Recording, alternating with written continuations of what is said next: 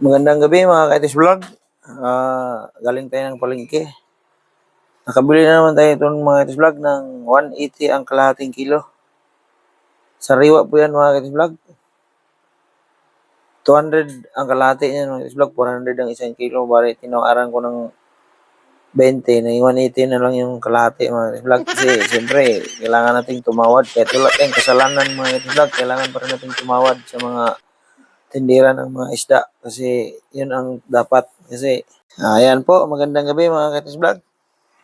Magkikilaw tayo nga ng puset niyan mga Kaitis Vlog. Bumili tayo ng halagang 120 ang kalahati. Ayan po.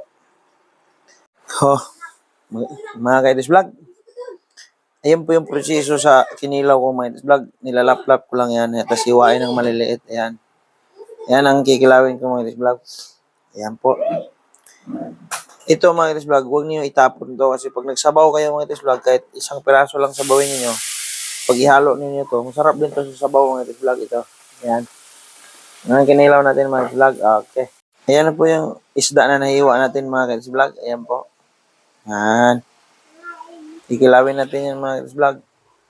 Ayan na mga Kaitis Vlog. Nakaready na yung sili, sibuyas, luya, siyempre yung sukang natural, walang halong chemical, mixed water of coconut by RG Vlog. Okay. Ayan na mga Kaitis Vlog, naka-ready na yung kilawin natin. Siyempre yung chemical, dito na mga Kaitis Vlog, kunting bitsin lang yan. Ayan. Asin mga Kaitis Vlog. Natural na yan asin mga Kaitis Vlog, galing sa dagat. Ayan. Walang chemical yan mga Kaitis Vlog. Okay, yan po. So, mga Kaitis Vlog, mikos-mikos na natin ang sukang natural, walang halong chemical. Ayan. Buhusan na natin yan mga Kaitis Vlog. Okay. Magkalamias kinilaw mga Kaitis Vlog. Ayan na mga Kaitis Vlog, mikos-mikos na ang kinilaw pusit with cheese. Anduhaw sa amin ito mga Kaitis Vlog. Okay. Sus. Sinaw-sinaw mga Kaitis Vlog. Okay. Pagkalami agad. So, tikiman tayo mga Kaitis Vlog. Miya. Tikman natin mga Kaitis Vlog.